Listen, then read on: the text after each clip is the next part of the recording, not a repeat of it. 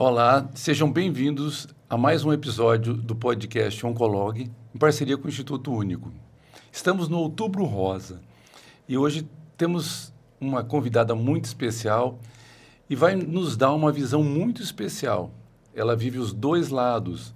Nós estamos aqui com uma médica e que hoje está vivendo e em tratamento de um câncer de mama.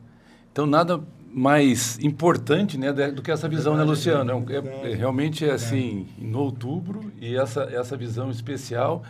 E ela, além disso, a área de atuação dela é extremamente importante no tratamento do câncer. André, daqui a um pouco a gente vai passar a palavra para a Gabriela aqui. As pessoas vão conhecer um pouquinho mais quem é a doutora Gabriela, né? Além de conhecê-la como médica, ele vai conhecer também como um paciente oncológico, né? Exatamente. Eu tive a oportunidade, eu já conheço a história da Gabriela, tive a oportunidade de conhecer recentemente. E é uma história que inspira muitas mulheres. Eu tenho certeza, se você está nos assistindo aqui, vai assistir esse podcast até o final. Antes de continuar, você que está nos ouvindo aí, se você não é inscrito no canal ainda, aproveite para inscrever e ative o sininho. Toda semana a gente posta aqui, coloca conteúdos de qualidades, falando sobre oncologia, de uma forma simples e fácil de interpretar. Doutora, muito obrigado. Seja muito bem-vinda ao nosso podcast. Para quem não te conhece, Gabriela, se apresenta, né? Quem é a doutora Gabriela? Quem é a mulher Gabriela, né? Para quem não me conhece, né? Meu nome é Gabriele, eu tenho 38 anos, né? Sou médica, faço a parte, né? Atuo na área de cuidados paliativos e depois eu acabei fazendo mestrado em oncologia. Legal. Que é uma área que eu gosto muito. E, na verdade, além de ser médica, eu sou mãe, né? Legal, mãe de 3 meninos maravilhosos. Amém. Sendo um deles autista, né? Que então sou uma mãe atípica também. Sim. E vou contar um pouquinho de como tudo começou, né? Sim.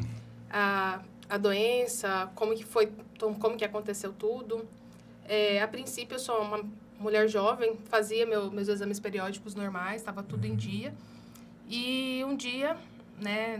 Não sei como que vocês veem essa parte religiosa, espiritual, mas um dia eu fazendo minha rotina normal, foi o último dia da quaresma, sempre eu faço os meus propósitos, tudo, e nesse dia eu escutei uma voz, que acredito eu que seja a voz do Espírito Santo. Eu ouvi uma voz falando para mim que eu precisaria visualizar minha mama, tocar minha mama, e no primeiro momento eu não dei atenção, vou ser bem sincera.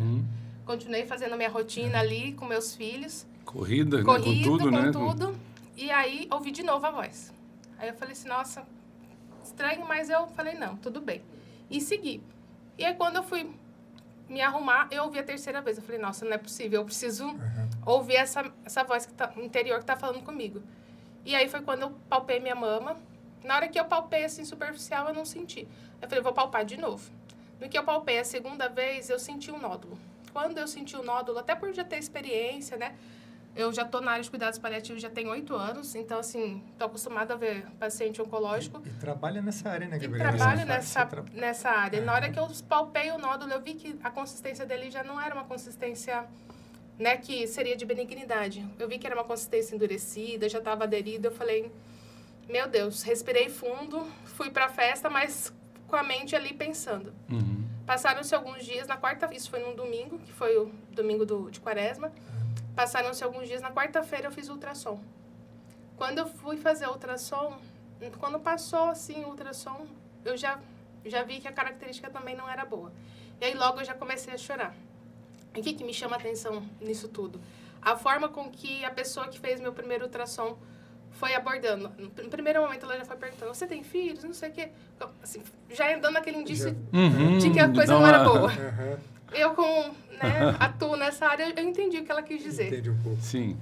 E aí, no dia seguinte, eu consegui fazer a biópsia. E eu já fiquei... Durante esses dias, assim, eu não conseguia comer direito. Eu fui ficando angustiada, aflita em relação, né, ao diagnóstico. Porque eu não tinha certeza, mas eu sabia que provavelmente não viria o resultado que eu gostaria. E aí, no dia do meu aniversário, a doutora André me ligou, né, falou assim, Gabi... o resultado saiu. Quando ele falou assim, seu resultado saiu, eu estava indo para casa de um paciente. Por coincidência, era um paciente médico. Na hora que eu cheguei na porta da casa dele, o André me ligou. Eu não consegui descer do carro. Então, assim, naquele momento, é como se meu mundo tivesse se Uhum. abriu. Igual, independente de eu ter conhecimento, Sim, eu estava igual os pacientes. Meu mundo se abriu, eu não tinha chão. sim. Eu só pensava no pior, vou ser bem sincera. Sim, Pela minha área de sua atuação, vivência, pela né? minha vivência, eu falei, meu Deus, e se essa doença for metastática? Uhum. Será que eu vou conseguir ver os meninos crescerem? Como que vai ser o Guilherme daqui para frente? Sabe, uma criança que precisa de um suporte, precisa de ter alguém ali por ele, né? Então, assim, eu fui dirigindo, chorando, né? O caminho todo até chegar na clínica. Só que quando eu cheguei na clínica, eu acho que o mais importante foi acolhimento. Certo. Porque eu acho que o necessário para o paciente oncológico é o acolhimento. E eu fui muito bem acolhida. Quando eu cheguei na clínica, a doutora André estava lá, a Luciana estava lá, a Grace, logo já veio a psicóloga. Então, assim, eu tive aquele acolhimento que eu precisava naquele momento. Por mais que estivesse sendo duro para mim ouvir aquilo ali, porque eu não queria ouvir aquilo ali, Sim. eu me senti acolhida, me senti amada naquele momento, fez uma diferença. Fez a diferença. Né? Talvez se alguém só tivesse falado assim para mim, aqui o seu diagnóstico, e não tivesse tido aquele acolhimento... E é uma coisa que você falou aqui, que a gente sempre vê no dia a dia, no consultório, né? É o momento que você fala para o paciente, eu acho que você sentiu exatamente isso, mas você já pensando lá na frente, né?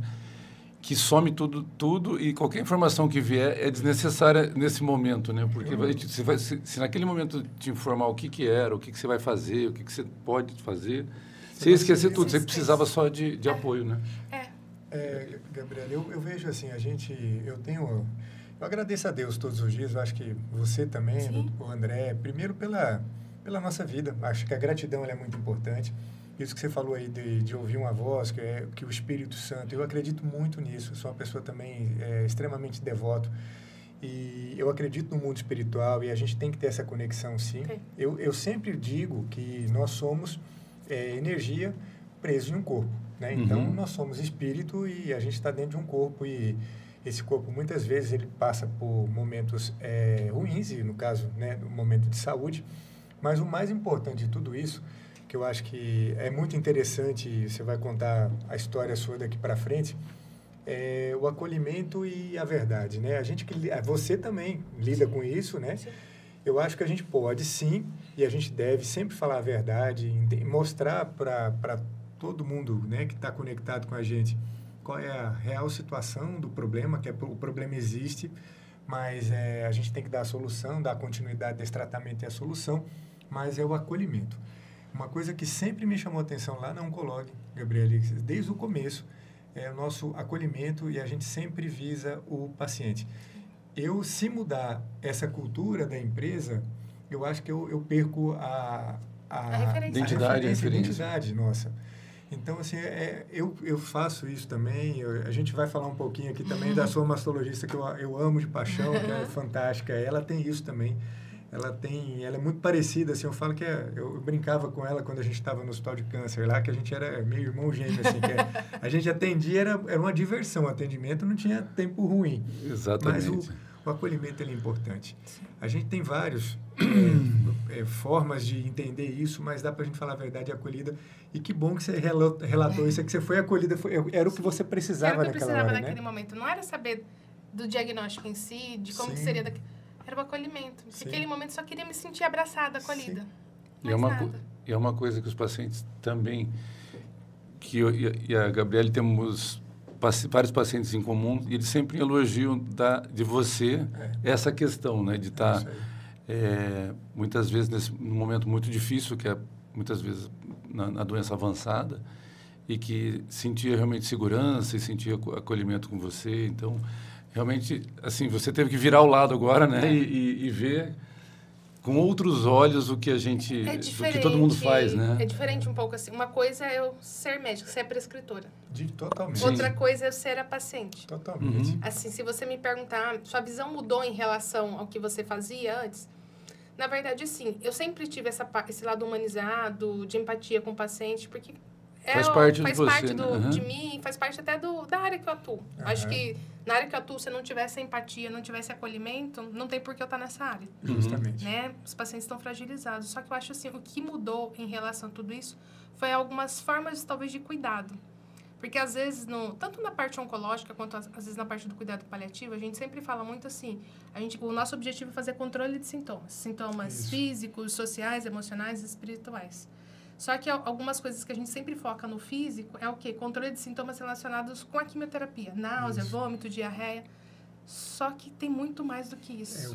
Eu, como paciente, senti que tem muito mais do que isso, sabe? Isso é só uma coisa tão coisa pequena, né? Só a pontinha do iceberg. É isso aí. Então, assim, tem outros cuidados. Cuidados com a unha, cuidados com o cabelo, cuidados com a pele, cuidados com muitas outras coisas. Então, assim, com a autoestima, isso mexe com a autoestima. Isso não é só para o paciente oncológico. Isso é para todo paciente, né? Com um paciente que tem câncer de mama, mas é para todo paciente oncológico. Então, assim, esse cuidado, manter essa... Porque a gente muda a imagem nossa. Sim. Então, a gente se reconstruir ali a nossa autoimagem é diferente. Então, se eu continuo fazendo esse autocuidado, alguém orientando, fazendo tudo isso, a gente vai ter um desfecho diferente, porque a pele muda, o pé muda, a mão muda, muda tudo. Muda o humor, a libido, a sexualidade, muda tudo. Exatamente. Então, eu vejo assim, Gabriela, o mais importante que de tudo isso é realmente você ouvir, porque às vezes a pessoa está querendo falar, às vezes ela quer chorar, ela quer expressar dificuldade, porque todo mundo fala, você tem que ser forte, você tem que ser forte. A gente vai ser forte até um certo ponto, tem um limite para isso, tem hora que você não quer ser forte, tem hora que você quer... Precisa ser cuidado, é o contrário, mudar de lado. É isso aí, é isso que faz a diferença. E eu acho que para o médico tem essa dificuldade, né? A maioria está acostumada a cuidar, né, dos outros.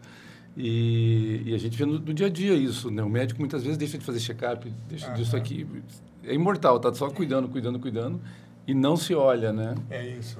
Isso é uma coisa que a gente fala muito no cuidado paliativo, sobre a finitude crônica. Sim. A gente sempre acha que, né, a gente não vai morrer como se a gente fosse imortal.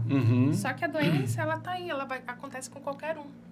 Com a cabeleireira, com o médico, qualquer um. Sim. Pode acontecer com qualquer um. Então, a gente não é imune a doença nenhuma. Sim. Ao contrário, a gente precisa deixar o outro cuidar da gente, se permitir isso aí. Você estava falando do lado médico, que você viu tudo isso, e do lado mulher, de todas essas mudanças, né? A gente estava comentando aqui um pouquinho antes do podcast que os homens são extremamente distraídos, né? Eu tinha visto a Gabriele ontem de touca. E hoje ela chegou aqui, antes de entrar ali aqui no estúdio, e ela chegou, eu já ia comentar que ela... Foi no salão, né? Que ela chegou com o cabelo todo aqui. E aí não deu tempo, porque ela entrou falando um monte, tal, isso passou. E depois o Luciano, a mesma coisa aqui. E a gente viu aqui, está falando de alterações, tudo. E realmente fica muito natural hoje o que se tem para os efeitos colaterais da quimio, né? Assim, no sentido estético que a gente está falando. Você falou um monte da parte de cuidado de náusea, tal. Mas esse outro lado que muitas vezes o médico...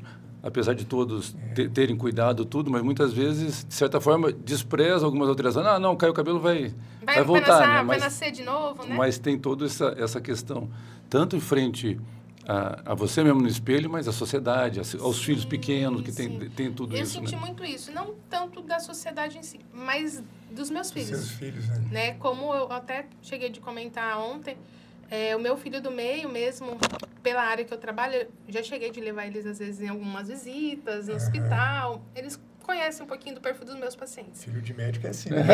Cirúrgico, passa visita. Passa visita junto. Passa visita junto. E aí o meu filho do meio falou assim, mãe, quando o cabelo começou a cair, ele falou assim, mãe, você vai ficar careca? E eu falei assim, provavelmente a mamãe vai ficar, porque os remédios são fortes. Ele falou assim, mas você vai morrer também? E aí eu respirei fundo, lógico, né? Como mãe, como ser humano, como médica, eu falei, filho, o tratamento que a mamãe tá fazendo é para ela ficar boa, para ela curar. Mas a vida da mamãe pertence a Deus. Né? Então, assim, hoje ele ainda passa a mãozinha no cabelo, assim, todo dia ele passa para dormir. Então, assim, isso é uma coisa que me toca. Então, assim, até para eu poder simplesmente ir lá e rapar o cabelo e tirar tudo, não é só pela minha autoimagem.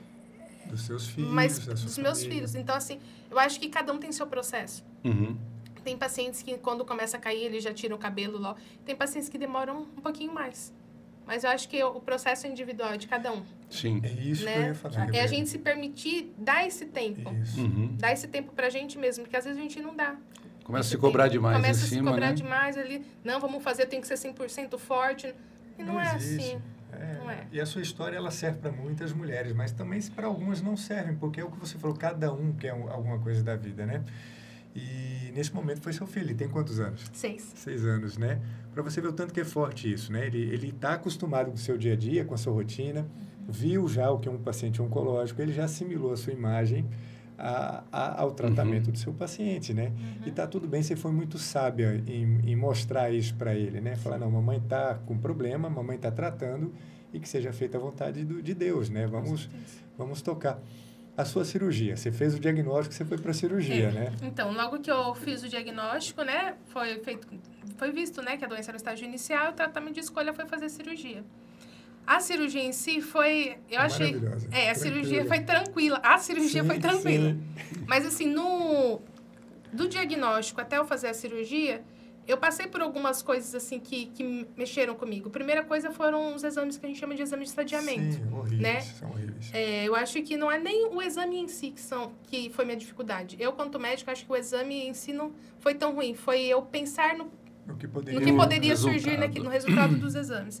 Então, quando eu vi que estava tudo bem, assim, a doença era localizada, eu fiquei um pouquinho mais aliviada. Então, foi marcada a minha cirurgia, tudo certinho. No dia da cirurgia, as coisas já começaram a acontecer tudo muito demorado, um transtorno atrás do outro. Um exame que era para eu fazer às 8 horas da manhã, foi fazer 10h30, o outro que era para fazer meio-dia, fui fazer 1 hora da tarde. Meu centro cirúrgico estava marcado para Zoom, eu fui operar 4h30 por, né, problemas do hospital, problemas de exame, esse tipo de coisa.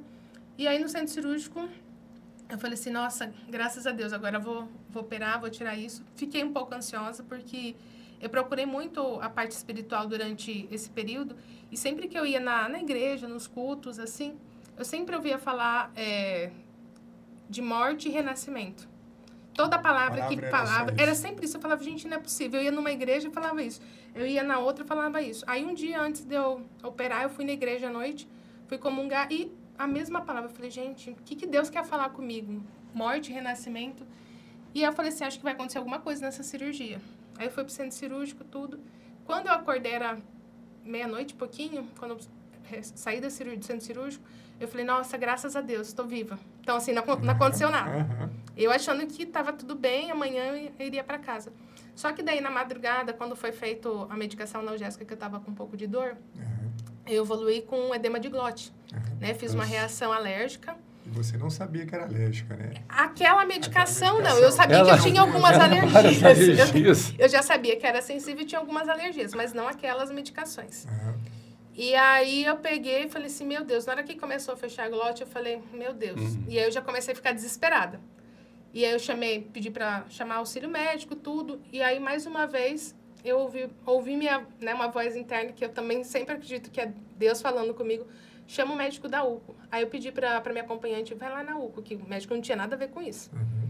E aí foi ele chegar, acho que ele chegou, deu uns 2, 5 minutos e eu comecei a fazer uma arritmia cardíaca. Precisaria do cardiologista mesmo. E ele já estava lá comigo. Então, assim, na hora que eu comecei a passar mal ali, meu braço, assim, ficou todo roxo, todo cianótico, né? Durante esse processo, minha frequência cardíaca foi a 170. Eu comecei meio que desfalecer. E naquele momento que eu estava meio desfalecendo, assim, para sair do apartamento para ir para UTI, eu vi a imagem do braço de Jesus Cristo. E não era um braço qualquer, era um braço na cruz, sangrando.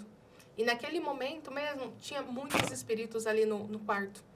Eu vi pelo menos uns 4, assim, que eram de pessoas que, não sei, estavam de roupas de hospital, assim. E eu falei assim, meu Deus, será que... Eu pensei comigo, assim, naquele momento, será que eu vou morrer? Será que o meu dia... E aí eu vi mais uma vez a voz falando assim, não é pra morte. Não é pra morte. Então, assim, eu tive certeza, naquele momento, antes de tudo isso acontecer, eu pedi para colocar o Salmo 91. Falei assim, mesmo que o desfecho não seja dos melhores, eu quero estar com Deus nesse momento. Mesmo que talvez eu não saia daqui, eu preciso que Deus esteja comigo. É isso aí. E aí eu coloquei o Salmo. Quando eu aconteceu tudo isso, eu fui para UTI, eu vi que eu tinha ficado bem, assim, eu falei, nossa, meu Deus do céu. E aí passaram-se 5 dias ali na UTI, eu fui para casa, tudo. Assim, a única coisa que eu tinha era agradecer. Isso diante de toda aquela intercorrência, de tudo aquilo, era só agradecer. E eu ainda fiquei pensando, eu falei, gente, o que significa eu ter visto Jesus na cruz? O que significa? E aí, por alguns dias, eu fiquei muito pensativa em relação a tudo isso. E aí, o que eu entendi fazendo leitura da Bíblia, buscando essa resposta, na verdade? Que, na verdade, tudo aquilo ali era o quê? Renascimento, ressurreição. Isso. É como se eu tivesse morrido e nascido de novo. Sim. Sabe? É Deus me dando uma segunda oportunidade de fazer diferente, de viver diferente. Isso não quer dizer que eu estava vivendo errado, mas uma segunda chance de vida mesmo, sabe? Uma mudança. Que são ciclos na nossa vida e às vezes acontecem coisas inesperadas, né? Seja uma doença, um acidente ou o que for na vida. Sim. E a partir daí realmente há essa mudança, né? E às vezes precisa de um negócio muito difícil, como esse acontecimento que você passou aí, né? Mas a religiosidade também te deixa diferente, mais sensível em relação a essas coisas. E acho que não é só a religiosidade, é a espiritualidade, assim, de uma maneira. Porque assim, eu sempre fui uma pessoa que tive fé, busquei, mas é diferente.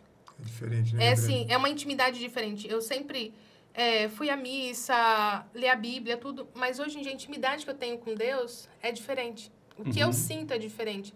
Até depois que eu saí, assim, recebi alta, a forma com que eu vejo a cor do sol, a cor do céu é diferente. É como se fosse, assim, um sol mais claro, tanto que eu tenho que usar óculos o tempo todo, que parece que reflete muito. Né?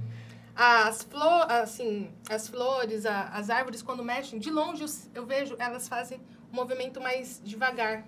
Então, assim, eu consigo vislumbrar a vida de uma maneira diferente. O que eu ia te perguntar era justamente isso, né? O que mudou na sua vida depois de tudo isso que você passou, né? Depois de um diagnóstico de câncer, de quase morte, né? De uma reação a um choque anafilático, né? Uma alergia a um medicamento. O que mudou na sua vida? O que você, talvez, não dava valor e hoje você dá valor? Fala, não, isso aqui é mais importante. Tempo. Né? Meu tempo. Porque eu acho que hoje eu já não me enquadro mais na minha vida que eu tinha de antes. Na correria que eu tinha. Às vezes até negligenciava você, né? A mim mesmo, sabe? Às vezes na alimentação, na atividade física, no dormir. Hoje em dia, não. Falar, se eu não consigo, eu não consigo fazer hoje, então amanhã a gente faz. Você entende? Então, assim, minha prioridade hoje é outra. Minha prioridade é tentar descansar quando eu posso, dormir quando eu posso, me alimentar bem. Se eu não conseguir fazer meu café da manhã certinho, eu falo, não, então deixa para mais tarde. Se eu não tivesse horário para fazer meu café da manhã do jeito que eu preciso fazer, eu não vou fazer. Coisa que antes não, eu falava, não, então eu preciso chegar naquele local, tal horário, independente de eu ter comido ou não, eu ia fazer. Você sabe, é interessantíssimo isso aí, que eu acho que muita gente passa por isso, aprende, né, e outros não. Acho que é um exemplo grande o seu. Com relação à oncologia, eu acho que quando eu comecei a profissão, também era esse ritmo, né? Aí até hoje a gente faz algum excesso, mas assim, era muito maior, de plantão, esquecer da gente mesmo e esquecer da saúde. Eu comecei a tomar uma percepção maior a partir de... Assim, a gente vê na residência, mas no dia a dia a gente começa a ver os casos mais... de uma forma mais intimista, né? Na residência é um negócio meio coletivo, todo mundo vê, o professor junto. Mas aí você começa a ver pessoas jovens, outros mais velhos, outros que contam que o sonho de vida acabou e a gente começa a falar, não, eu tenho que, assim, se eu quero fazer alguma coisa, óbvio que você vai continuar na profissão, com a família, com as coisas, com responsabilidade, mas faz o que você quer, porque a vida é finita, né? E a gente muitas vezes esquece disso. Né? André, a medicina e a oncologia, ela traz isso para a gente, né, Gabi? E você ainda mais passando isso na pele. Eu vejo uma passagem bíblica também, a gente estava falando aqui, me lembrei disso, de um agricultor que ele tinha plantado e tinha uma colheita muito grande e o celeiro dele, que ele guardava ali a colheita, estava pequeno. Aí ele dormiu pensando, puta, eu tenho que aumentar meu celeiro, minha colheita está muito grande. Mal sabia ele que ele ia falecer aquela noite. Então, assim, ele tinha um planejamento financeiro, ele tinha que melhorar isso, tinha que melhorar um monte de coisa. E, de repente, ele não tinha noção da finitude dele. E a gente começa a entender isso, Gabi, você ainda é jovem, mas a gente depois de um... Eu sempre falo isso, eu sempre penso dessa forma, tá? A gente tem uma vida muito parecida. A gratidão, ela é fundamental. Para mim, o ciclo de vida, eu já falei aqui no podcasts anteriores e falo de novo, meu ciclo é de 24 horas. Eu acordei, eu adoro ver o sol nascer. eu tenho a mesma sensação que você. O céu, quando ele está azul, rosa, assim, aquilo para mim é lindo, é fantástico, é maravilhoso. Meu dia começa muito bem. Então, assim, meu quarto, ele tem ali aqui eu tenho a oportunidade de ver o sol nascer. Eu fico fazendo meu café e olhando o sol nascer. Aquilo ali já é um presente de Deus, que Deus me deu 24 horas. Então, o meu dia, o meu planejamento é no dia de hoje. Amanhã eu não sei. Amanhã eu não sei se eu vou acordar, eu não sei se Deus vai me abençoar por mais um dia de vida. Se Ele me abençoar, eu vou ser grato. Isso é muito importante. Como muda a vida da gente? Eu acho que essa mudança da Gabi, que não estava deixando as coisas passarem, né? Pequenas coisas, realmente. Esses dias a gente passou um agosto bom aqui em Mato Grosso, setembro terrível, né? Que a gente quer fugir daqui. E acho que anteontem, eu fui andar no condomínio e tinha, acho que, chovido nos arredores. Então, era 5 e pouco da manhã. Nossa, aquele clima de praia quando chove, assim. Falei, nossa, que delícia. Então, você aproveita aquilo sentindo. Quando você não está... Está naquela rotina, naquele ritmo, né? A vida passa e você não sente. Você vai ter seu ritmo durante o dia, mas naquele momento, curte aquilo ali é gostoso. É justamente o que eu falo, é viver o presente. Exato. Viver o agora. Nós estamos aqui batendo um papo muito gostoso. Eu tenho que estar presente. A minha mente não pode estar pensando daqui 2 horas, daqui 3 horas, daqui 1 semana, porque eu não curto. Então, assim, quando você está no presente, realmente, você sente o vento bater na sua pele, Exato. Você sente o sol bater no seu corpo. Então, assim, isso te traz prazer. Agora, não adianta nada eu estar num lugar que muitas vezes pode ser prazeroso, estar com as pessoas que eu amo, e eu já estou pensando o que eu tenho que fazer amanhã. Sim. Então, quando eu falo de ciclo de 24 horas, é justamente isso. Eu não ficar preso no passado, eu esquecer das coisas que aconteceram, as coisas boas e as coisas ruins, eu esquecer do que pode ser a minha vida, porque pode, não significa que vai ser, só vai ser se eu fizer alguma coisa no presente. Se eu não fizer, é só uma hipótese, boa ou ruim. Sim. E eu vivo o presente. Eu estou aqui, a gente está conversando, eu estou aprendendo, e a gente está e assim vai. Amanhã é outro dia, eu vejo o que eu faço, e minha vida ficou mais tranquila desse jeito. É viver um dia de cada vez, né? Um dia de cada vez. Exatamente. E você começou a falar aí do seu caminho, né? Passou pela cirurgia, mas não acabou, não, porque parece que quando os médicos adoecem, todo mundo fala, médico não adoece.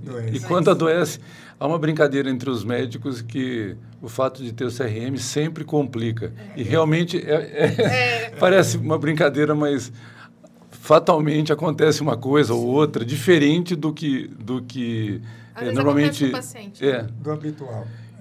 Eu acho que uma coisa que me marcou também bastante em relação a essa parte de cuidado foi no meu pós-operatório mesmo, que acho que no meu pelas intercorrências que tiveram, eu também não tinha condições clínicas nem de levantar, de fazer nada. E a minha mastologista Dani, né, também agradecer ela. Figura. Que ela foi a primeira pessoa que me deu banho. Eu não tinha condições nenhuma. Eu falei assim, meu Deus, como que eu vou fazer? Chegou lá, né? Vamos. Ela, não, Gabi, vamos. Ela me deu banho, ela me colocou na cama, ela colocou a meia em mim. Então, assim, a gente escolher uma equipe que tem esse cuidado humanizado faz a diferença total. Né? Desde ali do diagnóstico, na cirurgia, no cuidado com a químio, Então, acho que isso faz a diferença. Faz o paciente se sentir mais assim, nossa, que bom que eu posso contar com alguém. Eu tenho certeza. Né? E aí a gente pensa também, fora a equipe médica, a gente lembra que o paciente oncológico precisa de uma rede de apoio. Sim. Porque sem a rede de apoio, isso não é só paciente oncológico, acho que de uma maneira geral, todos os pacientes que são portadores de doenças crônicas, eles precisam de uma rede de apoio. Porque às vezes quando a gente fala da palavra câncer, é uma palavra que é tão pesada, parece que o paciente vai morrer agora, né? Você está com câncer, parece que é um diagnóstico de morte. E não tem que ser assim. Né? A gente tem que pensar que hoje também a medicina está muito avançada, a gente tem muitos tratamentos, mesmo que às vezes a doença, diferente do meu caso, que foi descoberta no estágio inicial, às vezes a doença mais avançada, ainda tem várias linhas de tratamento para ser ofertada para o paciente. Justamente. E essa rede de apoio, ela precisa estar ali, porque o paciente sozinho, ele não consegue passar por tudo isso. De maneira alguma. Porque vai ter momentos que ele vai estar mais cansado, que ele vai estar mais prostrado, que ele vai precisar de um apoio, alguém para fazer uma comida para ele, às vezes alguém para poder ajudar no banho. Então, assim, precisa dessa rede de apoio. Sem essa rede de apoio, fica difícil. E você ainda tem os 3 filhos que dependem de você emocionalmente, de cuidado, de tudo, né? Então, É uma pressão aí, essencial. como paciente, como mulher, Junto a gente muito vai grande. mais longe, né, André? A hora que um desanima, o outro empurra. Exatamente. E assim vai. Eu valorizo muito isso. Eu valorizo muito o cuidado psicológico, eu valorizo muito, né, os grupos de apoio. Inclusive, aqui no Mato Grosso, a gente tem o MT Mama, tem o Grupo Life, tem, assim, vários grupos de apoio. Rede Feminina, que também apoia bastante. A Rede Feminina ajuda muito, muito. A gente tem que agradecer cada um deles, porque sempre que eu tenho um diagnóstico, eu falo assim, olha, eu estou aqui no consultório, eu posso te ajudar. Mas a nossa consulta aqui é 40 minutos, meia hora, e o resto do dia, as 23 horas e 30 minutos aí, qual vai ser seu apoio, né? Porque se você tem apoio familiar, se não tem, então é importante. E para a mulher, então, que ela, esses cuidados que ela começa a falar de sobrancelha, unha, cabelo, não somos nós, os homens, principalmente os homens vão ter muita dificuldade em poder te dar esse cuidado, Isso é verdade. né? E aí precisa realmente da rede de apoio, de outros que já passaram por isso, e né? eu acho que uma coisa assim que eu coloquei assim também, que durante todo o tratamento a gente precisa de um tripé. Justamente. Né? Eu acho que a gente precisa seguir aquela linha. Primeira, pelo menos assim, que é a parte da espiritualidade. É o que dá sentido à vida de cada um? O que dá sentido à vida sua, dele? É isso. E o que dá sentido à minha vida? Uhum. Então, assim, pra mim, a primeira coisa que dá sentido à minha vida é Deus. Uhum. Porque se não fosse Deus, eu não estaria aqui hoje. Isso. Né? Então, assim, é Deus, são meus filhos, a minha família, a medicina. Aí vão ver as outras Você coisas. tem a ordem de prioridades. Exatamente. São ordens de prioridades. Quando a gente inverte essa ordem de prioridade, as coisas não saem do jeito que deveriam sair. Sim. Né? Então, acho que as ordens de prioridade sempre vão ter que ser essas. Sim. Para que a gente consiga passar por tudo isso. Né? Gabriela, quando você coloca Deus na frente de tudo isso, não importa o que acontece com você. Né? Paulo já dizia que tenha bom ânimo. Ele, na cadeia, ele tinha bom ânimo, ele pregava, ele falava do evangelho. Então, assim, independente. A nossa vida, Cristo já falava que aqui a vida você vai passar por tribulações. É normal, a gente está vivo, a gente tem momentos bons e momentos ruins na nossa vida. Mas o mais importante é a gente ter bom ânimo em tudo isso. A gente ter amor e bom ânimo. Se você tem amor e bom ânimo, é a base do cristianismo. Então, quando você fala assim, é lógico, primeiro, você ter certeza que Cristo é o seu Salvador e Ele morreu por você, por salvar pelos seus pecados e está redimindo seus pecados, mas você tem que ter bom ânimo e tem que ter amor. Você sempre, independente do que está passando, porque é tudo passageiro, nada é nosso. E é uma coisa que eu sempre falava para os pacientes, mas eu nunca tinha vivido. Eu sempre falava para os meus pacientes assim, é uma coisa você atravessar esse deserto sozinho. Outra coisa é você atravessar o deserto com Deus. Sim. É diferente. O peso é diferente. Sim. Então, assim, se torna mais leve a caminhada. E hoje Com eu vivencio certeza. isso. Você está sentindo a força disso, Sim, né? a força de Deus. Então, assim, eu estou atravessando tudo isso, todas essas tribulações, mas eu estou com Deus. Sim. Então, eu tenho uma paz que ela excede o que a gente está conseguindo ver. Uhum. Fala, nossa, mas aconteceu tudo isso e ainda está assim? Sim. Tô, porque a paz que eu tenho é a paz de Deus. Então, eu estou em paz com tudo que está acontecendo. Sim. Entendeu? E facilita muito, né, Gabriela? Assim, você já falou dos seus perrengues, das suas dificuldades. A quimioterapia, eu acredito também que foi uma outra dificuldade, né? O último ciclo aí foi Mas quando difícil. a gente tem fé e quando a gente tem o foco, fica mais fácil, né? Não é que o peso é menor, mas Deus te ajuda a carregar a sua cruz, né? É mais ou menos mais isso. ou menos isso que eu sinto, né? É mais ou menos isso que eu sinto. Parece que ele está ali junto comigo e as coisas vão ficando mais leves. Eu vou passando. E como é que foi essa quimioterapia sua? A última... Bom, a primeira foi tranquila, né? A gente fez internado achando que ia ter todo alguma mundo coisa, com medo, todo porque mundo com medo. já teve reação alérgica lá, e eu falei, não, vai ter reação em tudo. Aí foi tranquila, aí fiz a segunda, fiz a terceira, aí na última eu começou a ocorrer a medicação um pouquinho, minha garganta começou a fechar de novo, aí a frequência cardíaca disparar, eu falei, nossa, não acredito. Outra reação. Outra reação. E aí aquele dia, assim, eu vou ser bem sincera, aquele dia, assim, na hora que falei, eu como médica sabia que eu não poderia continuar com a medicação, mas eu, quanto paciente, gostaria de continuar a medicação. E aí eu falei, Senhor Deus, eu entrego para o Senhor, porque seja feito conforme a sua vontade. Eu fiquei um pouco triste, vou ser bem sincera. Eu falei, nossa, eu não vou conseguir terminar, porque eu pensei como paciente, mas eu também pensei como médica. Eu fiquei pensando, nossa, e a sobrevida, né? Livre de doença, é para quem faz químio completinha de 21 dias, né? Tem a dose densa, não sei. Fiquei pensando em outras coisas. E aí eu peguei e falei, não. Se eu não terminei aquela lá, é porque também não era para terminar e tá tudo bem. Exatamente. Eu preciso descansar e tá tudo bem. Mas eu demorei alguns dias ali para Para eu entender isso aí, né? Entender tudo isso. Então, assim, agora a próxima, as 2 últimas eu vou fazer internadas para evitar risco de intercorrência também. Exatamente. Lógico que eu estou indo fazer com o coraçãozinho um pouquinho ali, né? Mas estou fazendo as minhas orações. Nós também. Nós também. Para que tudo dê certo. Eu tenho certeza que vai dar certo. E você falou de muitas mudanças aí que você já teve, né? Uhum. Com certeza você está sempre, nesse tempo, tendo mais tempo para pensar em mudanças futuras também, né? Sim. O que você pensa que eu pretendo, disso? Assim, do você... futuro? Exatamente.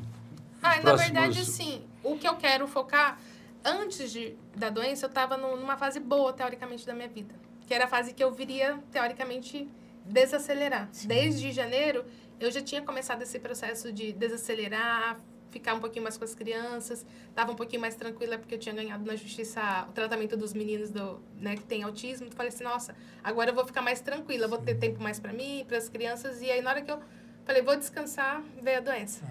Uhum. Eu acho que daqui para frente, quando, né, eu passar a rádio, começar a fazer as terapias, né, orais, eu quero mais focar no meu cuidado, ter mais tempo para mim, continuar tendo tempo para as crianças, poder fazer as viagens que eu ainda não fiz, viver o que ainda não vivi. É isso. Sim. Sabe? E assim, tudo que me faz mal, eu não quero mais, assim, perto. Eu quero viver o que é bom, sabe? Ressignificar tudo isso que já aconteceram tantas coisas, então não tem por que eu querer voltar à vida que eu tinha antes. Não tem como. Não tem como eu voltar naquela rotina, naquela loucura, não tem como. Agora eu preciso ser daqui para frente. Viver um dia de cada vez, tanto que agora eu vou até no congresso que vai ter agora em novembro de oncologia, eu quero ir no congresso. Então, assim, eu quero que a vida continue. Por mais que seja difícil eu falar assim, é difícil eu falar, a vida vai continuar. Ela precisa continuar. Porque a vida tá acontecendo. Ela não para. Ela não para. Nesse intervalo mesmo, meu filho começou a andar, começou a falar, que ele não falava. Legal. Já sabe um monte de coisa, já desenvolveu bastante. Quer dizer, no intervalo de 6 meses, que teoricamente parece que a minha vida tá parada, as outras vidas, elas estão acontecendo. Muito, então, a minha vida também precisa andar. Eu acho que, para quem está assistindo a gente, é importante, tanto quando tem a doença ou tem familiar que está em tratamento, para ver realmente essa passagem, como é que ela ocorre e essas mudanças, né, como ocorrem. Mas também, para quem não tem, justamente pensar na sua vida, como está, se alguma coisa incomoda. Às vezes, tinha uma brincadeira que a gente acostuma até com calo, dolorido ou não, mas aquela dor, a pessoa às vezes vai acostumando e segue a vida como se fosse normal. Mas tem momentos que você deve parar e realmente pensar como é que está a minha vida. O que a gente está fazendo na nossa vida? Exatamente. Se isso que eu estou fazendo é bom para mim, né? Porque é o primeiro, porque se você não estiver bem, você vai seguindo daquele jeito e infeliz. E realmente, eu acho que tem... De tempos em tempos, as pessoas têm que dar uma parada, pensar na vida, né? E pensar nas coisas. Ressignificar, né, André? Exato. Porque eu falei, a gente conversou aqui um pouquinho, coisas boas e ruins vão acontecer na sua vida. Você não tem controle sobre isso. Eu não tenho controle, muitas vezes, sobre doenças, sobre, talvez, a parte financeira, alguma coisa assim. Alguma coisa é culpa minha pelo estilo de vida ou onde eu fiz, né? Mas Exato. O que eu consigo controlar é o meu sentimento. Exato. É o que isso traz para mim. Né? Qual é o ensinamento que eu tenho em relação a isso. E quando a gente tem um diagnóstico de uma doença, né, o importante é o ensinamento disso. Fala assim, olha, peraí, a minha vida até esse momento veio desse jeito. Eu vou continuar desse jeito? Eu vou continuar no automático? Eu vou continuar fazendo ou não? Peraí, isso aqui que é prioridade para mim, o resto não me importa. Eu acho que isso que faz a diferença, sabia? Tem muita gente que a vida melhora em muito depois de um diagnóstico, de um câncer, de uma doença mais grave. É você aprender o que realmente importa na sua vida. Sim. Colocar suas prioridades ali, né? Colocar suas prioridades. Exatamente. No caminho do tratamento aí, nós já chegamos para o final, né, Gabi? Se Deus quiser, estamos chegando no final, reta final. Eu acho que, na verdade, sim, o que a gente precisa passar a entender é que a gente precisa... esqueci, vai dar um branco. Como que eu vou falar para vocês? Viver o extraordinário de Deus, sabe? Parece que assim, e nas pequenas coisas, parece que a gente quer viver o extraordinário nas grandes coisas. É isso aí. Só que são as pequenas coisas do dia a dia. É você estar ali tomando seu café tranquilo, é você estar correndo com o filho, São as pequenas coisas que a gente precisa dar valor. Sim. Então, o extraordinário não está no grande. O extraordinário está no pequeno. Né? Eu acho que é isso que a gente precisa, daqui para frente, pensar. Sim. Né? Tem uma coisa que a gente sempre fala no tratamento do paciente, que é a jornada, né? Você está passando por essa jornada. Está curtindo a jornada oncológica. Literalmente é uma jornada. Aí você passa a ser um cliente, né? Você, com essa visão agora, com certeza tem várias coisas que você mudaria, né? Não no que você experienciou, tipo, poxa, num laboratório poderia ser diferente, numa clínica poderia ser diferente para o paciente, num hospital poderia ser diferente. Poderia ser de diferente? Falando isso tudo provavelmente te criou na sua mente coisas que você fala, que você pode pensar ou dar sugestões para como mudar para melhor o que eu quero para o que eu quero para o meu paciente, para mim, para o meu paciente, que você viu que eu passei e eu não gostei. Exato. Eu gostaria que fosse diferente isso, né? Uma coisa que eu gostei muito, na verdade, foi quando eu fiz a químio e a cama, e era uma cama, não era uma poltrona. Isso ajuda, né? Isso ajuda muito. Porque às vezes, quando você está ali numa poltrona, é diferente, porque é cansativo pro acompanhante, é cansativo pro paciente, e só de você ter ali uma caminha, você tá tranquila, nossa, faz toda a diferença. Você fala, nossa, não é um hospital, mas você tá bem acolhido ali. Entendi. Então, assim, aquilo ali, eu falei assim, nossa... Eu vejo isso aí também, Gabriela. O máximo de conforto que você tiver, né? Acho que essa hora isso é muito importante. Verdade. E até esses dias eu comentei com a minha irmã, falei assim, nossa, que bom seria se todo mundo pudesse ter a mesma experiência que eu tô tendo aqui. Entendeu? Isso faz diferença. Bacana. Eu acho que isso é legal, porque eu acho que por esse lado você vai poder dar ideias, né? Assim, como melhorar e outros pacientes vão se beneficiar, né? André, o nosso papo tá bom, mas estamos chegando ali Verdade. na reta final já, viu? A gente...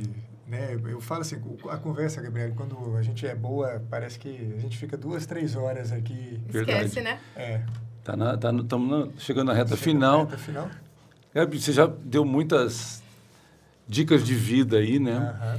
Mas dá um recado aí para que recado você gostaria de dar para os pacientes, familiares que estão nos assistindo. Na verdade, e nesse outubro. Nesse outubro rosa, o que eu gostaria de falar? Acho que uma das coisas que talvez a gente ainda nem comentou aqui é o diagnóstico precoce. Isso. Eu acho assim que toda mulher, independente da idade, ela precisa fazer o autoexame.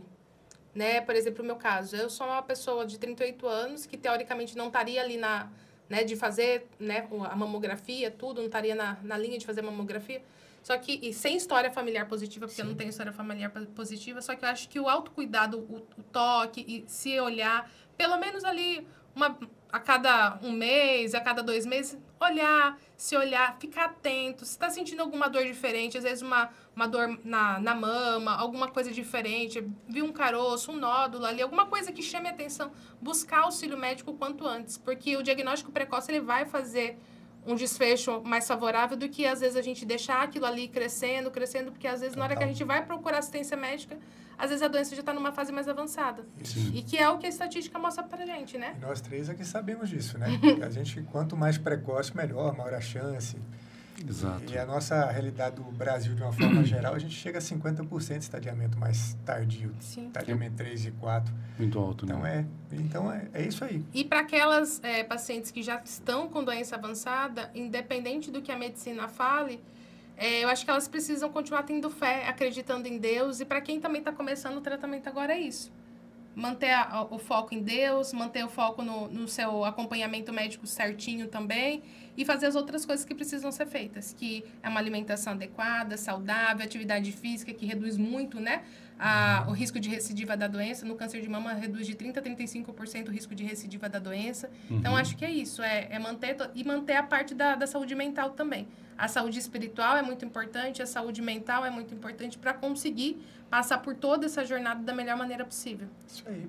Que bom. Acho que é isso. Bom demais, doutora. Muito obrigado, Gabriela. Foi muito bom bater um papo com você. E eu vou na mesma linha da Gabriela, que é muito importante o diagnóstico precoce. Agora, no mês de outubro, a gente fala muito sobre isso. O autoexame é muito importante, porque não é toda mulher que faz mamografia, e a Gabriela é uma delas, que ela não estava nem na faixa etária. De fazer mamografia, exatamente. Histórico e 38 anos. Então, o exame é importante. A mulher conhecer a sua mama, conhecer o seu corpo. E você, né, mulher que está nos escutando aí, que escutou a história linda, né, e que você, que não fez seu exame esse ano, procure aí um médico, um ginecologista, um mastologista para estar fazendo tanto o exame clínico como mamografia, ultrassom, que seja, depende da sua idade. É isso aí. Muito, muito obrigado, Gabriele, por sua força, por tudo que você está mostrando e dividindo, né, porque muita gente não consegue fazer isso, né? Dividir e falar disso nesse momento. Vai ser a tempos depois. E eu acho que mais importante também para vocês que estão assistindo, é importante que tem tratamento, independente da fase da doença. O ideal realmente é o diagnóstico precoce, mas muitas vezes a pessoa esconde de medo. Espera aquele nódulozinho passar, não, vai passar e aquilo vai aumentando e aquilo se torna parte do corpo e só a gente vê isso em pacientes idosos, vê isso na rede pública por falta de acesso, pacientes que chegam, principalmente o doutor Luciano, que chega com uma mama já totalmente tomada pela doença. Então, quanto mais precoce, melhor para o tratamento. Então, estamos chegando aqui no final. Obrigado por todo mundo aí que acompanhou até agora. Não esqueçam de curtir, compartilhar e vamos estar aqui sempre trazendo fatos, notícias e pessoas importantes para que a gente fale sobre a doença de uma forma clara, humana e que possa compartilhar com as pessoas.